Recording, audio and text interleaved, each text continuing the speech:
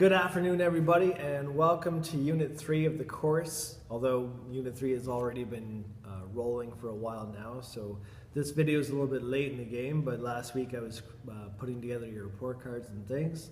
I'm happy with the way things have worked out. The class average is about 75%, which is a nice, healthy average for a 4U course. Hopefully that'll increase even higher up to maybe 78 by the end of the course would be good. The course has chased away a lot of students, but I'm confident that the best ones are still around. So anyways, congratulations on making it this far, and I'm hoping that you're going to enjoy this unit. I'm hoping you enjoyed the poetry unit as well. But this unit, I think, is the reason why a lot of people took the course.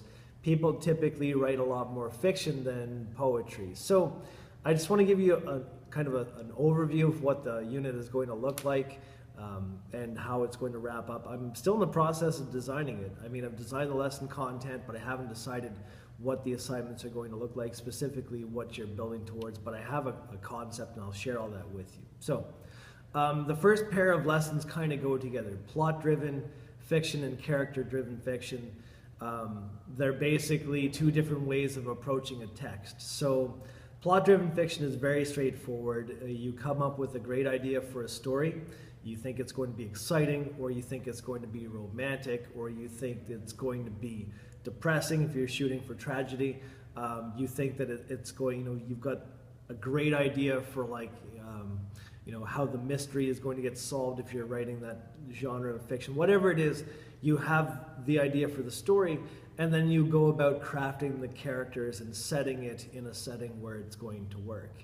And that's typically the way most people approach fiction writing, like amateur writers, which we're, as far as I know, we're all amateurs. Nobody has mentioned the being published, which if you have been published, it's awesome, by the way. And I'm going to get to publishing as part of this lesson as well, or this unit. Character-driven fiction is a different way of approaching it, and some of you may have done this by accident. Some of you may know about this, but if you've done this, you've probably done it by accident. It's about crafting a character first. So before you even figure out what the story is going to be, you have the idea for a character. And I used Stephen Dedalus as an example of a character who I think represents character-driven writers' design really well.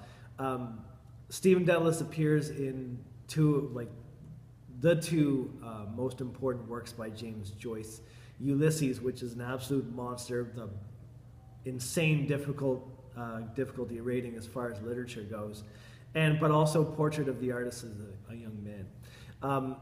He's a character who you can design a book around because he's got depth to him. He's a very interesting character. One of my favorite lines is, or sequences that happens in Portrait of the Artist, is he's having a conversation with a couple of classmates about who the best poet is of all time. And their vote is for Tennyson, who at that time, the time of the setting, would have just been like the most previous great poet of England. And Dedalus is like, Tennyson, he's not even a poet, he's just a rhymester, which I think is a hilarious take on him. And they ask him, who does he think is the best poet? And he goes with Lord Byron, who I suggested him as being one of the poets you might look into in the poetry unit. He's a Romantic era poet, and he was sort of like, he's credited with inventing the anti-hero. One of his poems has got, it's actually called Don Juan, is how it's pronounced. We know him as Don Juan, the name Juan, but he pronounces it Juan in the poem because you can tell by the rhyme scheme. Anyways, he's an anti-hero. He's like this terrible guy who sleeps with guys' wives and gets away with it. And anyways, the classmates take offense to it, and they almost beat him up, trying to force him to recant his testimony, as it were. But he won't. He sticks to his guns.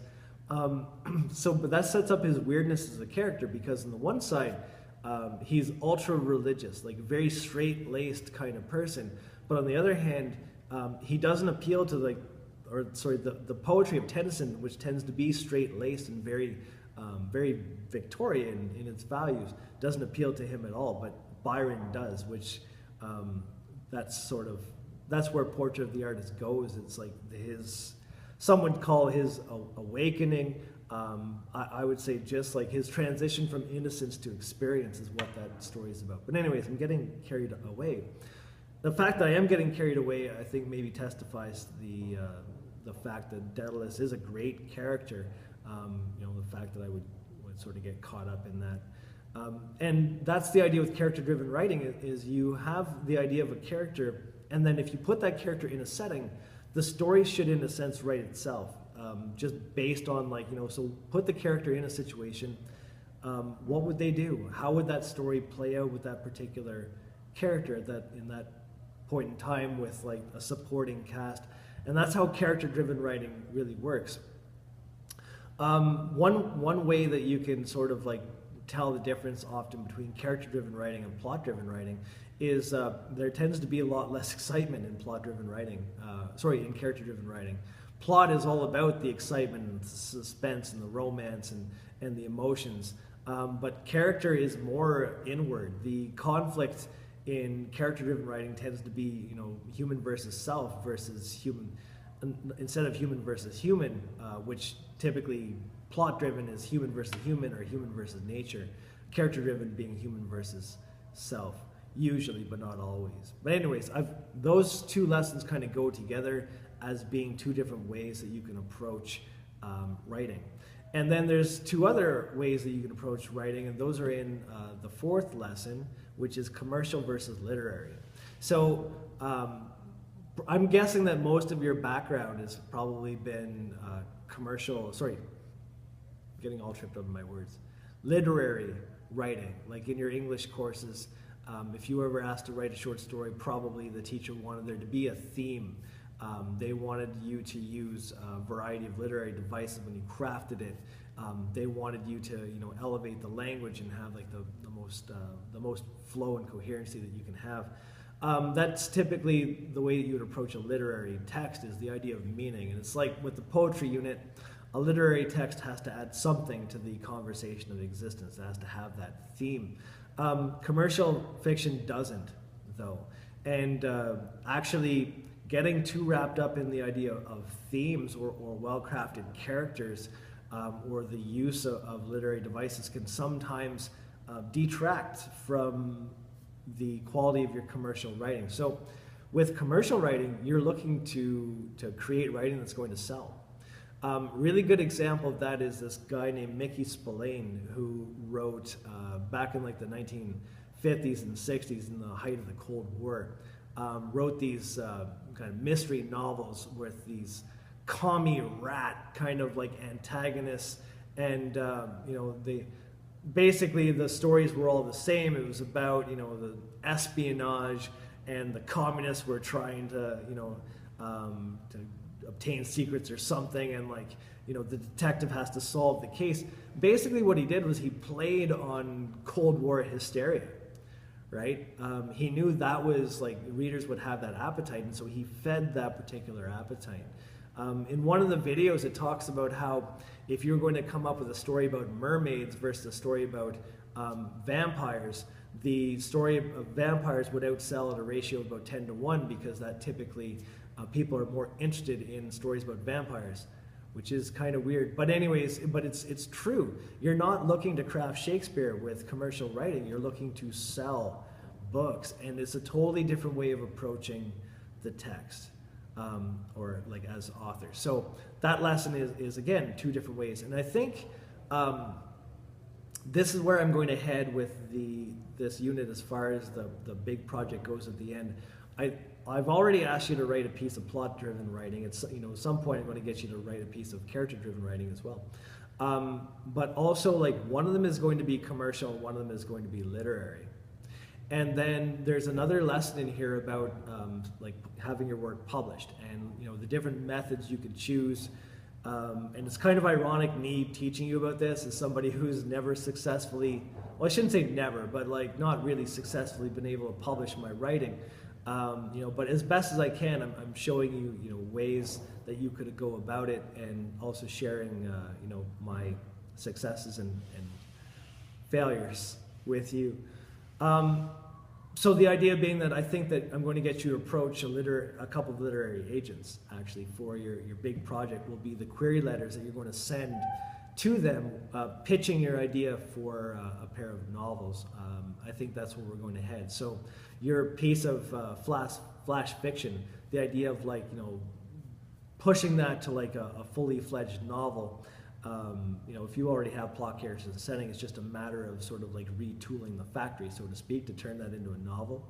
And whether you think that's a piece of literary or commercial fiction, then that would be like one of your entries. And another point, I'm going to get you to come up with the synopsis of a novel.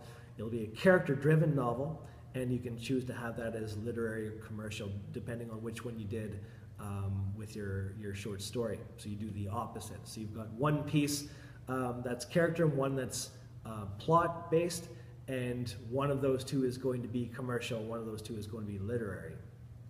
In the middle of all that, there's one more lesson on setting, because I think people are interested with the concept of like building a universe. So many of the really successful novels of your time, the young adult novels, are based in other like universes. Like The Hunger Games is probably the best example of one creating a dystopian future. Maze Runner is another example. But also even Harry Potter is a good example of like a new universe. And all the vampire novels, like stemming back from the 1990s, like Anne Rice creating a universe of the Canadian vampires. The Twilight is another example. All of these are different. Writers have created a universe that's different than ours, and then they write based in that universe. So I thought that would be a lesson that you'd be interested in pursuing as well, so it's tucked in there too. So to summarize, you're going to learn two different methods of approaching a work of fiction, and also two different purposes, commercial versus literary.